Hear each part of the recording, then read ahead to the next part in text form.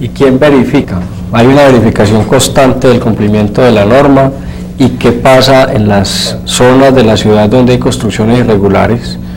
Laderas, barrios de invasión que han venido creciendo con el tiempo, pero por fenómenos, procesos de autoconstrucción. ¿Qué pasa ahí? Es un asunto delicado, pienso yo. La norma sismoresistente es obligación de su seguimiento y de implementación, o sea, en las construcciones, las oficinas de planeación. A su vez, con las distintas modificaciones de ley, esos trámites de aprobación de planos o de viviendas nuevas quedó en manos o en responsabilidad de las curadurías urbanas. Entonces, todas las viviendas que se radican en curaduría, hay un proceso de verificación del sistema estructural, además de los aspectos arquitectónicos, obviamente, que deben cumplir mínimos para que sean habitables. Y es responsabilidad de las curadurías, en primera instancia, verificar que las construcciones se ciñan a lo que está establecido en la norma sismoresistente. Ahora bien, hay curadurías, todos sabemos que son más exigentes que otras, y si pasamos al entorno nacional, hay municipios que son mucho más exigentes en la revisión de los diseños de las edificaciones que otros. Entonces, es responsabilidad de las curadurías en principio aprobar la licencia de construcción de una edificación si cumple los parámetros de la norma.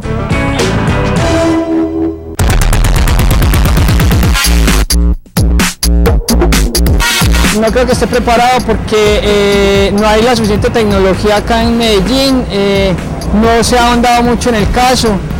No sé qué tan preparados estarán los bomberos y la Cruz Roja o algo, pero no creo. Pues yo creo que Medellín, en el caso de atención para las consecuencias de un sismo, está preparada, ya que hay una buena red hospitalaria y unos grupos de emergencias preparados. En realidad apenas es un proceso que se está siguiendo, o sea, se está empezando. Y como Medellín ha tenido en sí, bueno, ha tenido un hecho catastrófico como el sismo como tal, entonces no veo como o sea, que ocurre un sismo y una ligera respuesta. La verdad, yo creo que en el momento no estamos totalmente preparados.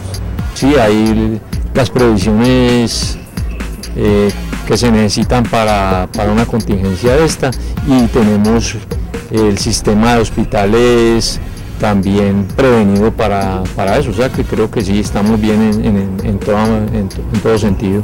Yo creo que sí, porque la ciudad tiene las construcciones que han hecho últimamente han sido con muy buena preparación geológica, han hecho muy buenos estudios.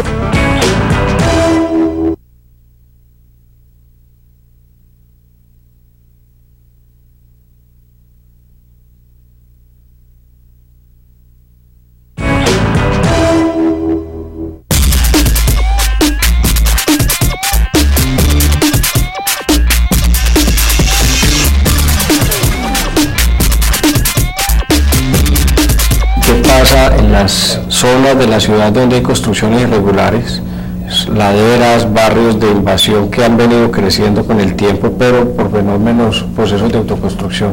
¿Qué pasa ahí? Es un asunto delicado, pienso yo. La norma sismoresistente es obligación de su seguimiento y de implementación, o sea, en las construcciones, las oficinas de planeación. A su vez, con las distintas modificaciones de ley, esos trámites de aprobación de planos o de viviendas nuevas quedó en manos o en responsabilidad de las curadurías urbanas. Entonces, todas las viviendas que se radican en curaduría, hay un proceso de verificación del sistema estructural, además de los aspectos arquitectónicos, obviamente, que deben cumplir mínimos para que sean habitables. Y es responsabilidad de las curadurías, en primera instancia, verificar que las construcciones se ciñan a lo que está establecido en la norma sismoresistente. Ahora bien, hay curadurías, todos sabemos que son más exigentes que otras, y si pasamos al entorno nacional, hay municipios que son mucho más exigentes en la revisión de los diseños de las edificaciones que otros. Ahora, el punto crítico está en lo que observaba Jorge. No todas las edificaciones que se construyen en nuestras ciudades son construidas por tecnólogos, o sea, ingenieros y constructores que conocen la normatividad y entonces entran en un proceso de construcción informal que no tiene ningún tipo de intervención esas viviendas para que tengan mecanismos de sismo resistencia. Giovanni, hemos venido hablando, escuchó Juan sobre sismo resistencia, y uno escucha a los vendedores de edificaciones cuando dicen que este edificio es antisísmico. Realmente son dos cosas completamente distintas, y no sé qué tan pretencioso sea decir que algo es antisísmico, y no sé si puede ser antisísmico cuando sí lo es desde el punto de vista de sismo resistencia, si está construido conforme a la norma de la que hablaba Juan. Sí, antisísmico, yo creo que es un término mal utilizado. Muchas veces los vendedores le dicen a uno que el edificio es antisísmico, no, realmente puede ser sismo resistente, porque decir que es antisísmico es que no tiene sísmico, y pues de pronto necesitaremos una fuerza muy grande para moverlo, pero en algún momento él se tendrá que mover, ¿no? ¿De qué manera impacta realmente en esta problemática el caso de un desastre como un sismo, para no hablar también luego de las inundaciones? ¿De qué manera impacta la cultura que la gente tenga, lo educada o lo formada o lo capacitada que esté la gente en esta problemática, tanto en la prevención como en la atención misma? Sí, yo creo que influye tanto que el saber comportarse uno, o qué hacer en el momento que tenga el sismo, puede salvarte la vida o no salvarte la vida. Ocurre un sismo y normalmente la gente entra en pánico, y es lo último que debemos de hacer, es lo que a todos nos ocurre, entrar en pánico.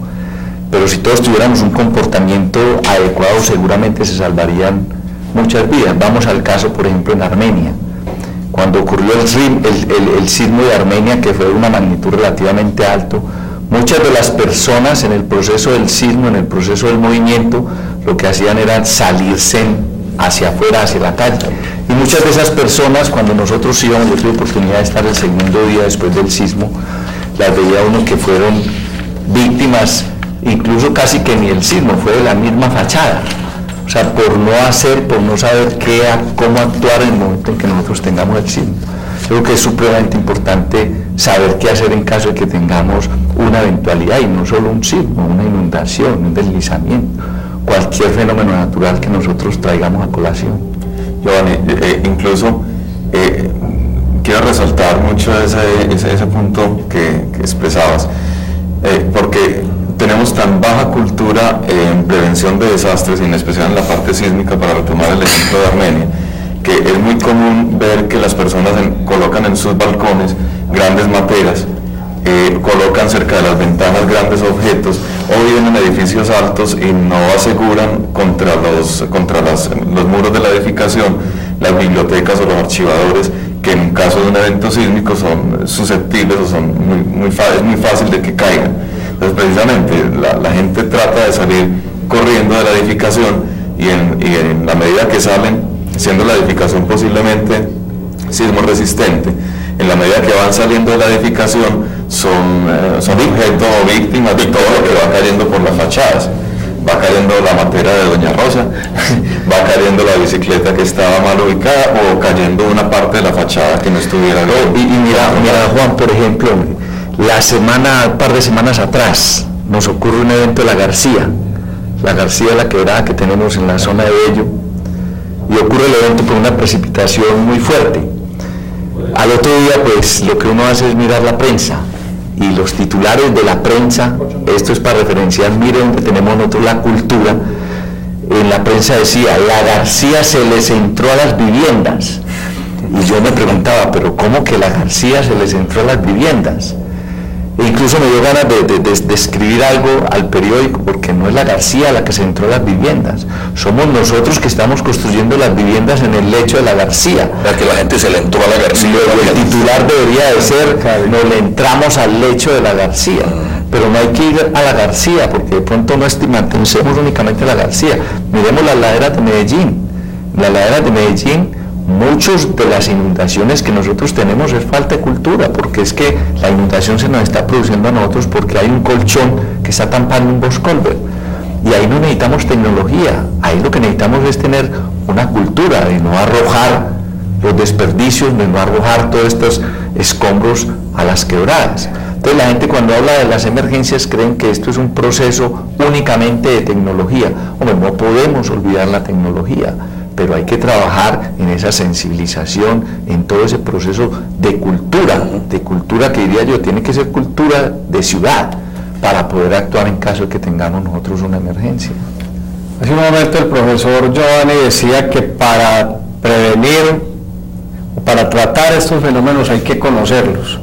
En la Universidad de AFID existe un laboratorio de prueba de sismo resistencia que está tratando precisamente de cumplir con esa tarea, empezar a conocer lo que sucede en nuestro medio para realizar mediciones y con esas mediciones tratar de establecer algunos parámetros de comportamiento. Vamos a ver la tarea que se cumple desde este laboratorio.